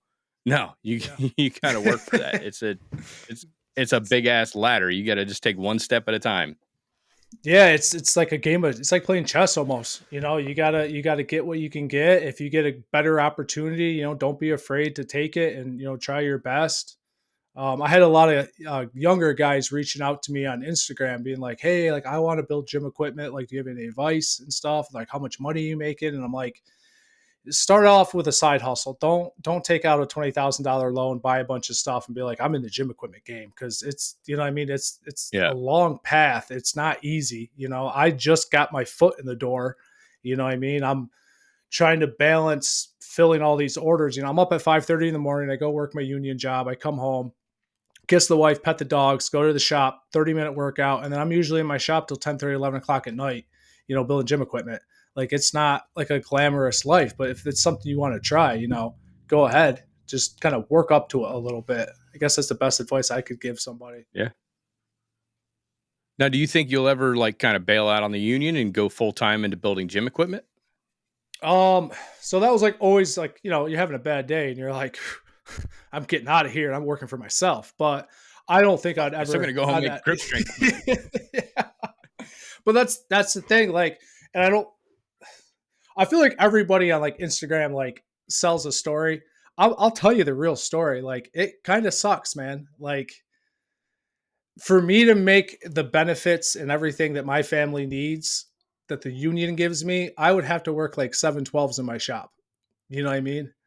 Like, it's tough. Like I said, like my goal, you got to figure out your goal. Like, my goal is to build something that like has a name that people know. They're like, this is, Posson Welding. Like, this guy busts his ass. He makes good stuff, and hopefully I can give it to my son someday, So I would never leave the union, but it is nice in the back of your head where like, the safety man's walking around and you're stepping on a foot rail if I get thrown off the site and I need to make some side money, like I'm okay. It's a good little buffer to have, like, especially with a side income. I mean, you can always turn around and invest, some of the money you're making from that in different things and kind of maybe pay the house off a little bit early, and really be able to enjoy your retirement, because then you've got your pension and your annuity and everything, and then everything's paid off. Yeah. So, I mean, even, That, and I think a lot of welders that have a side hustle, they work because they want to, not because they have to. Like I've got side work, and a lot of times I'm like, I should really turn this down. I don't need the money. I should just say, no, I can't do the work. And it's like, no, I can put that into savings. I can, pick this up or, pick that up or, put it in a rainy day fund or, vacation fund or, whatever. So like, I'm going out and doing some shit on this Sunday. Like usually I edit the podcast all Sunday. I had a company call me up and they're like, hey, can you weld this? And I'm like, fuck, it's probably easier. Like we can deliver it. And I'm like, I'm looking at the piece and I'm like, man, it's probably just easier if I just come to you and, knock it out. So like, I got to go to a restaurant this, Sunday afternoon and go weld up some little freaking guide rails for like little sheet pans or whatever. So yeah, I mean, I don't need to do the work. I got plenty of freaking money. I don't really need to do it, but I'll do it. Whatever. It's fun though. I get like, It is. there's days where like I dread it. I'm like, oh man, I just want to like go in my shop and like, build something, and somebody will call me up for like a mobile welding job. What always gets me is the little old men. Like the last two Yeah. mobile welding jobs I did this month, they were both like in their 70s, 80s. And one was like a little disc that he had for his tractor, and it like completely wore out, like wore through the subframe. And I like went there. I ended up spending like 2.5 hours. Like I did like an open root TIG on it, filled it all out, like fixed everything beautiful. And I charged him like $100 because I'm like, my heart, man, like the old men get me. Like I feel bad. Like, Yeah. I'll take care of you, sir. Don't worry about it. And I'm like driving home and I'm like, God, I'm stupid. Like, what is wrong with me? But it's fun. It's like cool to be able to, do something like help somebody, and it just makes you better, Yeah. I'm a terrible businessman. Like I'm not good at this. Like thank God I have my wife because she handles everything. But There you go. But I mean, word will spread. That old man's going to tell somebody younger, and you're going to feel good about charging them full price on the next. no, one. that's it's bullshit, because now I have old men always coming to my shop. My wife like picks on me. She's like, you have no friends except like 80-year-old men that just like randomly show up and like want to see what you're doing and like have you fix stuff. No, it's a good situation. But those are the good friends to have. You're not going to get in any trouble hanging out with a bunch of older dudes, Yeah. They'll keep you on the straight and narrow. Plus, they can teach you a bunch of shit, That's the thing, dude. I wrote his name on my hand because I didn't want. I've never called him by his last name. It's Adam Hadcock, and he owns Adirondack Welding LLC. He's right over the hill from me, and this guy is just like every time I go to his shop, I'm like he's like the most brilliant welder fabricator. He's got this shop that like he can literally build anything in the world. Like he's a machinist. And it just like blows my, like I'm in awe every time I like go over there. Like he bought like a 1970 something dozer and just completely dismantled it, like machined all these new parts. He's putting it all back together. It's crazy. Like the level of skill you see some people that they have, and you just like, you're in awe of them. And you're like, how do I get to that point? Like how do I get to where you're at with your skill level? And it comes down to like, what are you doing? You got a side hustle? Are you trying to learn things from guys at the job site? Like, what are you doing? It's just crazy. Yeah. He's not putting armor plating on that dozer, is he? No. I was gonna say if he is, it's a good thing you got him as a friend. Oh man, no, he's not doing anything like that. No. But Okay, that's good. Yeah. No, that's pretty cool. It just accumulate shit slowly. I mean, that's how you get to that point. Like again, he didn't just wake up one day and have access to all that. It's wheeling and dealing and meeting people and connecting and networking, and you're doing these jobs for like these 80-year-old dudes. I'm sure they know some people. So if you got into a spot where you're like, hey, I need this, that, and the other thing. I need a tube bender. I need a new chop saw or something like that. They probably know somebody that's got some old shit collecting dust in an old barn that probably works better than anything you can go out, to FabTech or any of these other, big conventions or online and pick up. And I mean, like planned obsolescence, like the tools you get now, they're not like the stuff that they made back in the day. So if you could find some like old antique equipment and stuff like that, mills and lathes and stuff like that, they're freaking built to last, Yeah. That's the tools that built America right there. You probably have a lot, Yeah. if you're up there in like farm country and shit like that. Yeah, there's no telling what you could find in there. That's like an antique tool haven, like Northeast old farm areas and stuff like that. Oh yeah. It's crazy what some of those people have. That's my biggest thing I want to do now is I want to reinvest some money back into my shop because my business, like I said, was set up for mobile welding. And now I'm doing like more on the fabrication side. I'm like, I need a new plasma. I need a plasma cutter. I want to get like a big drill press. Like there's a lot of tools that I still need to acquire. Like I've been squirreling stuff away for like the last 10 years. And now it's like, I got to start all over almost, you got to just keep building it up. Yep. Speaking of plasma cutters, CNC plasma? I don't think I have the intelligence to run that. I'd like to get. You'd be surprised. Like I want to get something I can like just drill a hole and then like have a set pin that I can just like cut circles with when I need circles and like stuff like that. Okay, yeah. What would you recommend for like a good plasma cutter? Like the thickest material I really use is like maybe 3/8, but mostly like 1/4 inch. Okay. Look up what the hell was it? The Everlast hatchet. I think I got the hatchet 60. Like if you're trying to ball on a budget, Everlast makes some really good ones. Honestly, you can't go wrong with a Hypertherm, like a Hypertherm PowerMax 45. But I mean, they're pricey and their consumables they're awfully proud of their stuff. But that's like number one in the game. But if you're looking like just kind of stay low budget, but you still need quality and efficiency and stuff like that, looking at the Everlast models, I was really surprised with the hatchet. Yeah, I just circled it. So there you go. Yeah, they make some pretty good stuff. What do you running as far as like welding equipment? Like I still have my TIG welding everything together, or you? Yes. Okay. So another reason I'm a terrible business owner. I TIG weld everything. I just TIG welding everything. And like I know it's like my wife, she's like my marketing lady, and she takes care of everything. And she's like, she knows what the processes are. She's like, what's the Miller Matic over there? I have a Miller Mac 252, so that sits right next to my weld bench. And she's like, why aren't you using that? And I'm like, I just like personally, like, I feel like when you're doing like smaller stuff, like 2x2 square tubing, you know what I mean? Like, I feel like by the time I strike off with that and I got to stop, I have 2 craters right there. And then pretty much everything I do is like, you have 2 fillet welds and you have 2 butt welds. And when I go to do the butt welds, like I can make it look like good, but it's like when I'm TIG welding, man, if I'm squaring something up and it's got to be straight up 90 degree, if I square it and I see I'm pulled a little this way, like I know with my TIG, I can go in there and wash it, fill it in, and it'll slowly pull back over. Like I can manipulate the metal. Like when I'm doing the butt welds, like I can literally watch it start to keyhole a little bit and I can dab my wire in there and I just know like I'm getting perfect fusion. I'm like, I want to cut some of my gym apartment apart and just like look and be like, let's go x-ray this shit. Like, let's see what we're doing at Posson Welding. And so like, that's the biggest reason. Like, obviously the big downside is it's way more expensive. It's way more time consuming. 99% of people don't know the difference between MIG and TIG. They're probably buying my gym equipment. But like, I always have this weird, like, I want my great-great-grandson to be at like a yard sale with his annoying wife and be like, what's that over there? Like, that's great-great-grandpa's like hand builder. He's like, it works perfect. Like, what the, you know what I mean? Like, I want my name's on it. My family name is on this. So yeah, I probably should work on my business plans, but yeah, I TIG weld everything.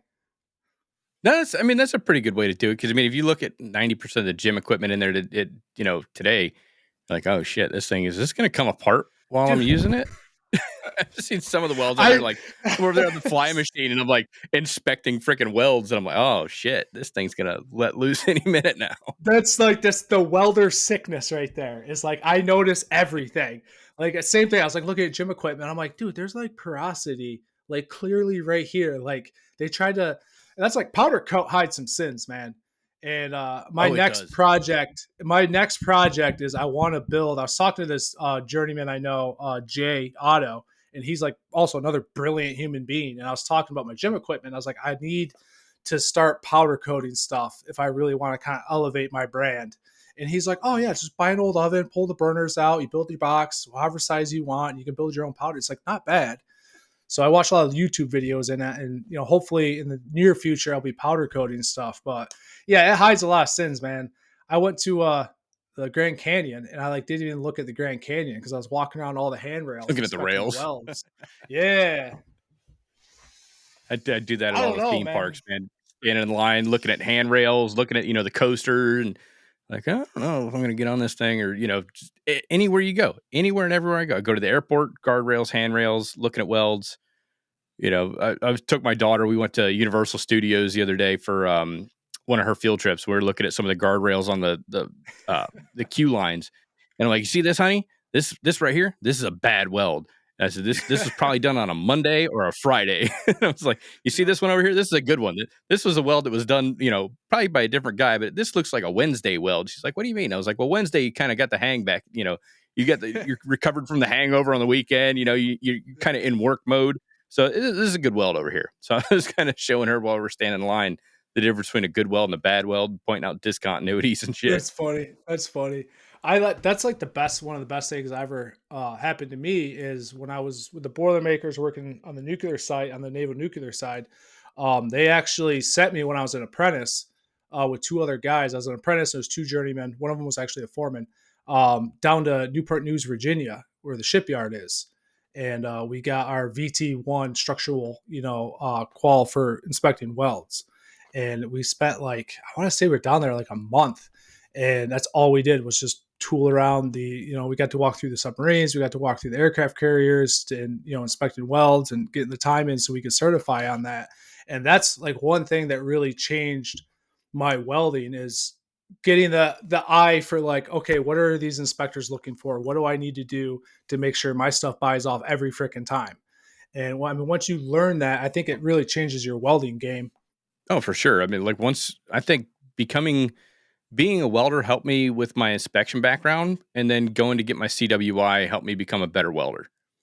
Just because you understand it at a much deeper level. You understand how much your welds really matter. And a lot of times welds that look good don't necessarily test well. And so you get a much better understanding of, how to avoid certain discontinuities and, overlap and underfill and all these different, all the different discontinuities. It makes you a better welder when you start going around inspecting things and looking at different welds. And especially when you start doing destructive testing, you're like, oh yeah, okay, I can see how big of, an effect having a little bit of slag inclusion could have on a part. Oh God, yeah. I was cutting up plates today, and I'm looking at one as I cut it apart, and I'm like, this is going to fail right here because they didn't take the time to clean the slag out. And it's right here in the bend. So as soon as I, expose that to a little bit of pressure on the backside, this thing's going to pop like a zit, Mm-hmm. Yeah. And that's I got so blessed by doing a pretty much a huge part of my apprenticeship with the Boilermakers on a nuclear site is that I was brainwashed from day one, because everything we did was VT, MT, it was extreme, the criteria was just nuts. When you called NQC over to inspect your weld, that had to be absolutely freaking perfect. And I think once you can brainwash yourself into being I have to make every weld perfect, it really does set you up for success. I had, back in the couple of years ago, I was working with this apprentice. He wanted to be a welder. He's watching me weld. And it's I think I was around 8-inch pipe, capped it all out, looked nice. I was looking through my tie-ins. I see one tie-in that's a little high. Usually on the bottom when you're in a lift and it's windy out and it's nasty out and you're trying to tie in your bottom up to the top. Sometimes you get that little bit too much reinforcement. I like that nice 1/8-inch reinforcement. And I cleaned up my tie-in, and then I'm like, well, now I got grind marks right here. I gotta, flat top this real quick and rerun it. And he's like, wait, what are you doing, man? The foreman's on your ass to get this done. And I'm like, never let anyone rush you to where you're doing work that you feel, bad about. You're that weld is your name. That is who you are. Maybe that sounds cheesy, but it's you as a welder, you're judged on your last weld.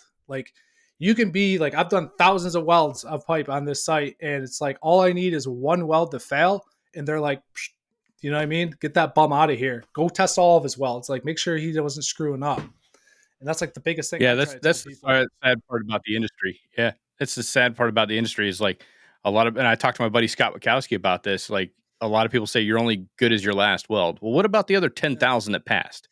Like Right. Come you're on. really going to judge somebody on the, for having a shitty day and putting in a shitty weld. I mean, and it's usually not that bad of an issue. Just go back there and do a weld repair on it. I mean, unless somebody completely shit the bed and it's just full of porosity and undercut and Yeah. overlap and all that good stuff. And, yeah, maybe in that case, but if you got like a little high spot in there or something like that, I don't see where that go fix it. And like what you're telling, your apprentice there, yeah, you're leaving behind your signature. That's your legacy. And there's no point in leaving a weld that is not going to pass inspection and going off and doing something else. Because when you have to come back, you got to get retooled up to go over there and make that repair. If they're going to allow you to repair it, or whoever's got to repair it, they got to get tooled up. They got to get in that spot. They got to redo the weld. Then they got to reinspect it. So yeah, do it right before you leave. Yeah. And that's like I think that's hard for like newer guys. Is like you're going to get a foreman some point in your career. The worst, I shouldn't say worst foreman, but like when you're a welder, I see it with the fitters more. You can get a foreman that was a fitter or an HVAC guy or whatever, and now he's in charge of like a welding crew, and they might not understand like what really goes into welding. Like I had a foreman, he was a very, very good friend of mine, Marine veteran, super awesome dude. Like he's a brother to me, but he was like, I want 80 inches of weld a day.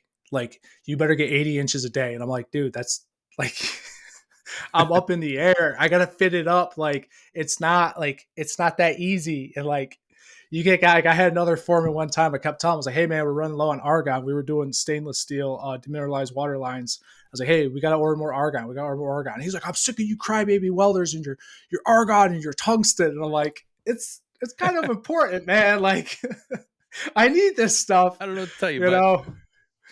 I remember we were out and it's like pouring rain. And so hopefully my shop foreman isn't listening, but they had sent some weld screens in, brand new weld screens. And I just pop all the snaps off and I fold up a couple of weld screens and I hide them under, my papper bag. And so, when it's raining, you can at least throw something up over the structural steel to get up into the pipe rack and like give yourself a little cover. But like as a young welder, like, you could cross somebody that like doesn't understand like welding in the rain isn't like the best idea. And so you either can make your own conditions or you can say like, hey, like when it's like my new foreman, he's a good guy. Like he gets it. He's a welder. If it starts raining, I'm like, dude, it's not worth it. You know what I mean? Let's go thread pipe and I'll invent some gym equipment. Like it's cool now. But I would definitely like warn people like, cause it is like some people like don't care at any cost, get that well done. And you got to make like the moral decision. Like I like, this conversation we're having, I will play this over in my head probably 5,000 times tonight. And I'm like, why did I say that? I meant to say this. Like, I don't want to ever be doing that at night over a weld. You know what I mean?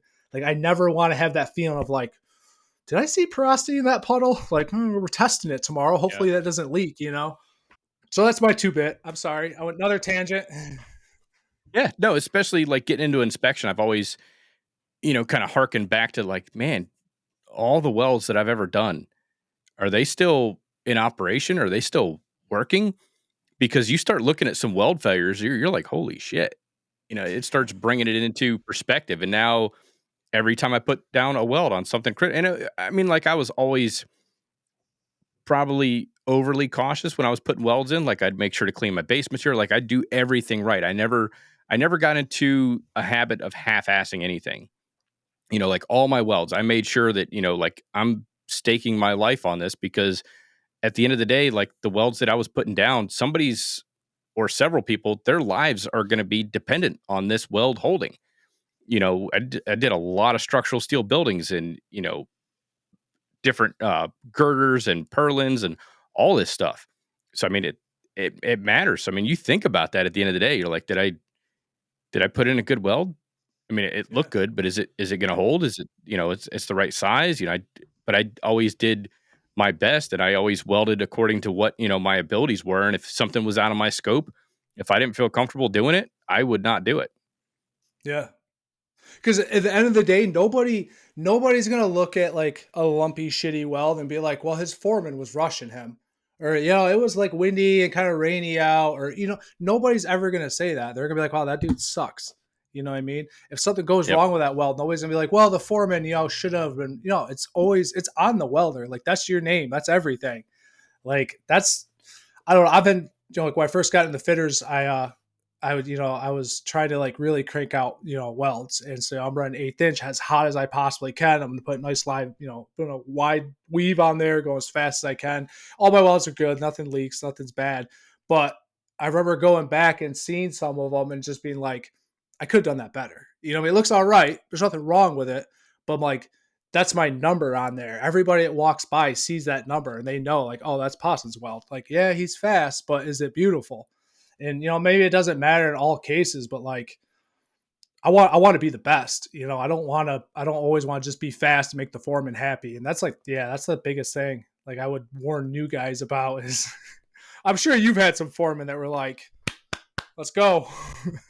Oh yeah. No, I had a company owner, man. I had to go out and do this job where it's this company makes beer taps and we were building their building and I was the only welder on site. And my foreman's calling me up and he's like, the owner of the company, he's like, hey man, what the hell's taking so long? I was like, what are you talking about? And he's like, you've been out there welding for 5 days. And I was like, yeah, but I'm welding out of a man lift. I have to move, the machine, the leads, like everything from one spot to the next. It's not like everything's in one area. And I said, and besides that, I'm burning through 50 pounds a day, like just by myself. I'm doing 50 1/8 inch or 50 pounds of 1/8 inch diameter for 5 days. I've ran through 250 pounds of welding rods this week, and it's Friday right now. I can't go any faster. I can't make these rods burn any quicker. I can't fill these gaps any faster. I said, plus the fit up is freaking sucks. You need to talk to the concrete crew that set the embeds because like I'm filling all these massive freaking gaps in here, but they don't get it. And they're like, well, we're losing our ass on the welding portion of this bid. And I said, well, you don't know anything about welding. So how about the next time you bid a job that requires welding, since I'm the only freaking welder in the company, why don't you call me up and ask me, how long do you think this will take? And then I can kind of look at it and say, okay, here's how many welds we have. Here's how, here's the size of the welds. Like I can give you a better breakdown because you obviously suck at bidding welding work, Yeah. Yeah. But the thing though, it always falls on the welder. Like whenever anything ever goes wrong, it's like, oh, it's the welder's fault. It's the welder's fault. Because they needed me to hurry up because the roofers, like they couldn't put roofing down until I got all the beams tied in because it was tilt wall construction. So they couldn't walk to that area until I was done welding everything out. Yeah. I'm telling you, like welding's like a drug, man. Like you gotta love it to do it. It's like I honestly like I wake up in the morning and I get in my racing Jetta. That's what I call my daily driver. It's a base model Jetta, but it's got a 6-speed, so it's a race Jetta. And I like literally, I'm like, thank God, like I get to go weld pipe today. Like I get to go do this stuff. But it has a toll on you, man. Like my wife, she works in a way like white collar. Runs her own business. She does all of her marketing, branding. She's amazing at what she does. And I think sometimes she feels like I'm at work goofing off with my buddies, and I try to explain to her, like, when she's like, you're just out there like building gym equipment with your idiot friends and welding pipe. And I'm like, no, like there is like a level of stress of like the physical stress of the work, the physical stress of the environment. And it is like the stress of like, this weld has to be right. Like there is no room for it. Like, I don't know. We were doing a lot of like 40-foot lengths of pipe, and it's like you're squaring those up with your squares, and it's like it's less than a 16th off, and you're like, yeah, I could pull that, you know what I mean? And then you get down and there's a freaking dog leg in it, and then everybody walking by is like, who did that? Like, who's the idiot? Like, who's the stupid that did that? It's a lot of stress. It's worth it though. It's worth it for sure. Especially when it pays off and everything comes together and like you leave a legacy when you throw the gang box in the back of the truck, you turn around, look at it, say, I did that, or we did that, or, something to that effect. There's a good amount of pride that goes with knowing that you just you took raw material and constructed something with your bare hands that's going to provide a service or, a facility for somebody. And that's like, I think there's like some of the most intelligent people I've ever met in my life aren't doctors and lawyers. They're like, I don't know, we call them like gentlemen tradesmen. And it's just like those guys that are just like brilliant on the job site and like they can just build anything and do anything. Like it's so cool to like walk, like when you finish a job and you're walking through and you're like, holy shit, like we did this, like we built this, like this was us. Like it's an amazing thing. like I got that all for when I was down at Newport News. We went down to the dry docks and we're looking up at these aircraft carriers, and it's like you can't. I don't know if you've ever seen one from like the dry dock, but like it's unfathomable how big these are. And the guy's showing us around. They're all from the South, and I was just joking around like Marines do, and I was like, man, like this is amazing that you dumb rednecks made this. Like this is phenomenal. And they got all mad. I'm like, I'm joking though. Like, it's like amazing, like what trades can do. Like you look around America and like sometimes like just like being from the trades, I'll look around and be like, dude, like we've built and done so much. Like so many amazing people have been part of these huge projects. They were like unsung heroes. I feel like maybe I'm hyping myself up a little bit about this, but No, because if you think about it, it's a very small fraction of the population that could actually get out there and do something like that. You look at some of these architectural marvels and stuff like Building America on History Channel. Like you see some of this stuff, especially like back in the day, like those guys, that were putting up the big skyscrapers in New York and, Chicago, and like, dude, it's freaking nuts. But I mean, without the welders, you wouldn't have the infrastructure, you wouldn't have the buildings, 90 some odd percent of our gross domestic product is welders touch that in some form or fashion, whether it's through the manufacturing process, it being a welded component, whatever the case may be. Welding touches a lot of shit. And if welding just disappeared tomorrow, we'd be back stuck in the Stone Age. Speaking of that, I was listening to your podcast about these laser welders. What are we doing about that? Oh, we yeah. need to start breaking, I need to get my hands on one of those. No, that's. I'm in there TIG welding like, and they're like, yeah, you just. And I'm like, how much do one of those cost? They're like 10 grand somewhere in there. But I mean, I would imagine it's very similar to like the plasma technology. Like that stuff used to be super expensive when the alternative was oxyfuel. But as they started making more technological advancements and stuff like that, like the prices came down pretty rapid. Like CNC plasma, that like the prices just started dropping through the floor as soon as they came out with laser, because that was like the latest and greatest. I think you'll probably see that with laser welding. But I mean, especially if you're doing all your thin gauge square tube and shit like that, like if you don't want to pick up a MIG gun, you still want to get good penetration, be able to wrap your corners and not leave any craters. Maybe look into laser welding to kind of supplement that.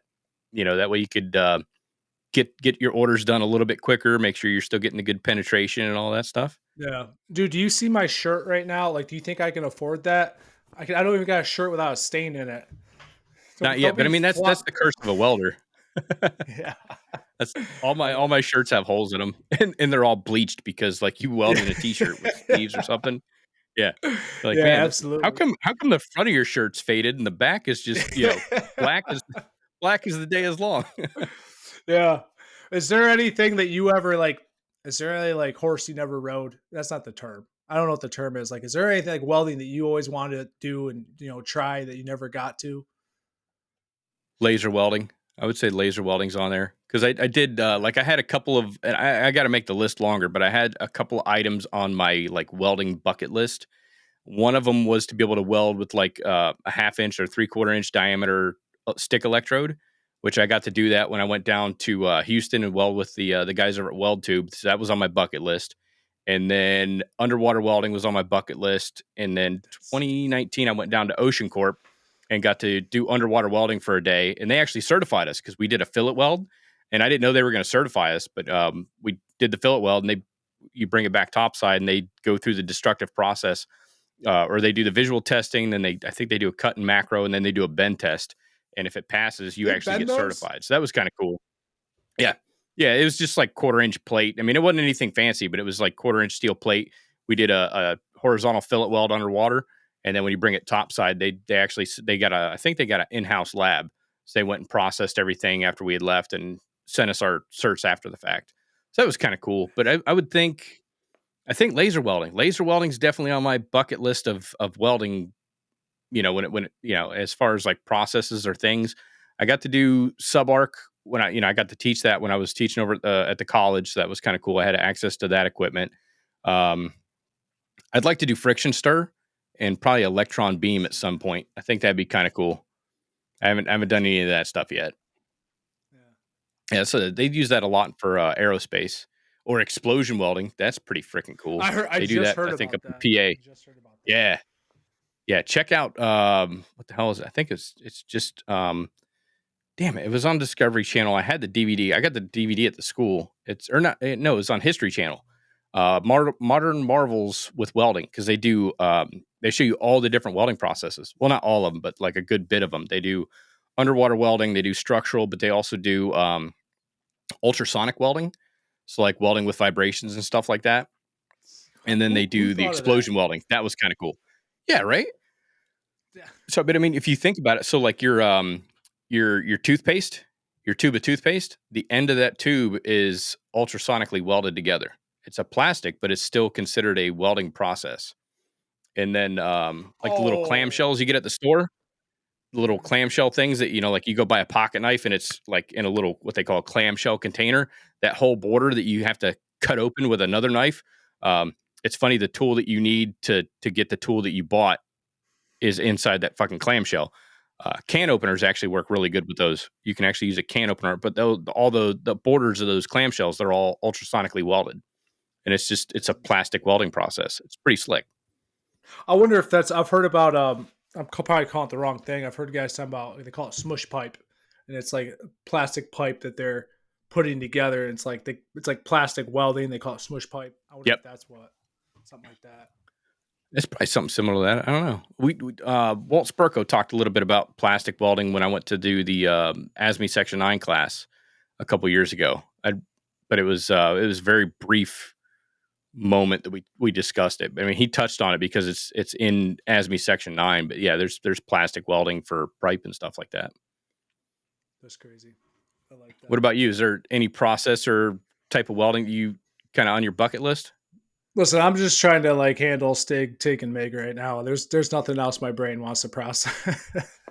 I got you. Once I got to TIG welding, I was like, this is all I want. This is all I need right here. Right. The only thing I wish I could ever do is I feel like being a bridge welder would be cool. Like I want to be on a massive bridge with the big net underneath me, just out there burning rod. I feel like that would be a little slice of heaven for a while. That'd be kind of cool. Yeah, I could see that. Well, especially, apparently with all these damn ships running into bridges lately, I mean, you might get the chance. Yeah, I know. I saw that and I was like, "Oh, we might be able to live a dream for a little while." There you go, man. I can't swim. Yeah, I can't swim anyway. Oh, that's why you need the net.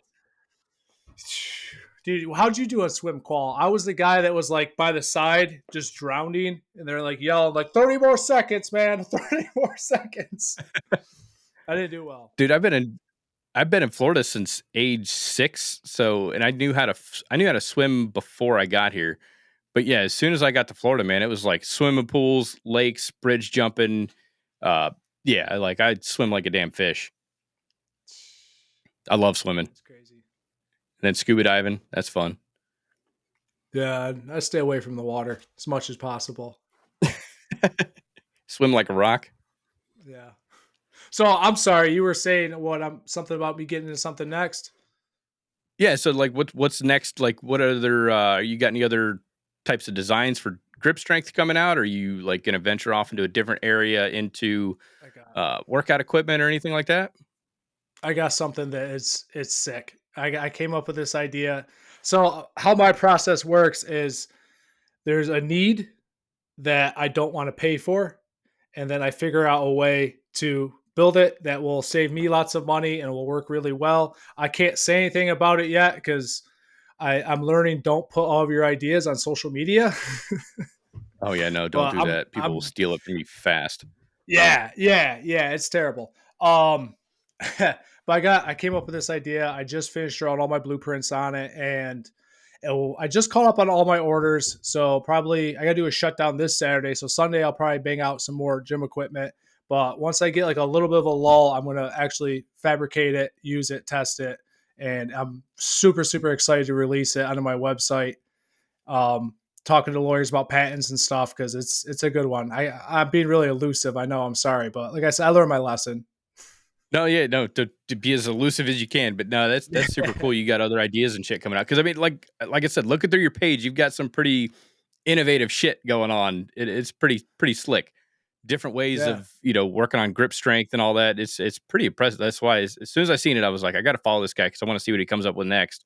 And I think by the time I got done looking at all your reels, I was like, I want to talk to this dude on the podcast. This is pretty freaking, because nobody does that. Like everybody wants to find a little niche and they're like, oh no, everybody already does everything. There's nothing new you can come out with. It's like bullshit, man. Like I've never seen anybody tackle grip strength or come out with different types of, methods for doing something. It's a very niche market. I mean, there's always something you can do with welding. Welding can take you so many different places.